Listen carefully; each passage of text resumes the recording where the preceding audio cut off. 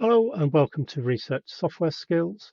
Here we're going to show you how we plan to use Microsoft Teams to run the remote teaching. So the first thing you'll need to do, if you haven't already, is to sign up to the team, and you can do that from the Moodle page for the course. So if you go to moodle.bath.ac.uk, if you log in and search for Research Software Skills,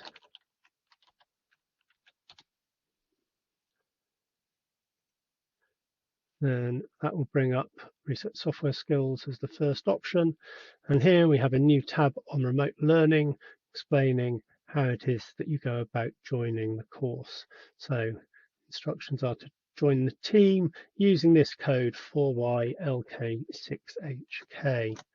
In order to put that into Teams, if you start up Teams, sign in, you go to click on the Teams button on the left hand side, and you can join or create team if you haven't done so already. And here, if you join the team with a code, paste that code in and join the team. There you go, and it will take you straight there. If you've already signed up, having difficulty finding it, you can search for Research Software Skills in the bar at the top. And there you go, it comes up as one of the options. Or you can click on Teams and then search through your teams to find Research Software Skills. For me, it's first up, so I'll click on it there. When you arrive in the team, what you'll see is a number of channels. The ones that will be most interesting to you will be the ones that are named after the courses you're going to take. So here, so far, we have courses set up for version control with Git and working with data and plotting.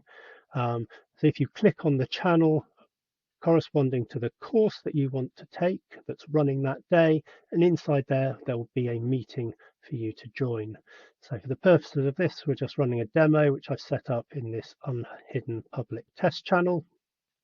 So I'll click on there, and here you go, there's a scheduled meeting. Click on that, that'll open up the meeting information. Join that in the top right here, and then you can join the meeting.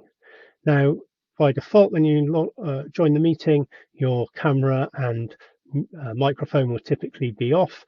Please, if you want to, feel free to share your camera. It may be that if we have quite a few people sharing, that might cause too much bandwidth, and some people might start losing out on the audio, in which case we'll ask you to stop.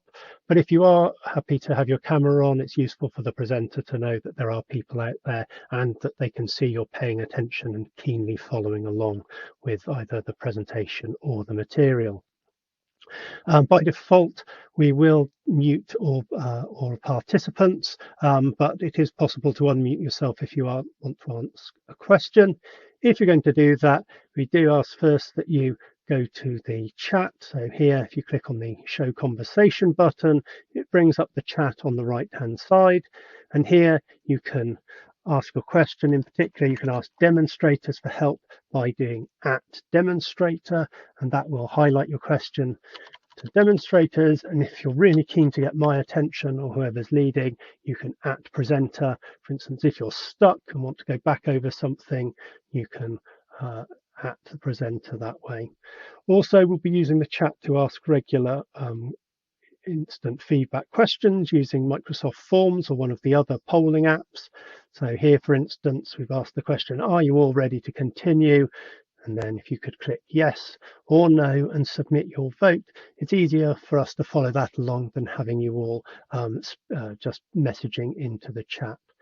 So that's that for now. There's also separate recordings on how you can use class notebooks or how we can use the breakout rooms to provide one-to-one support.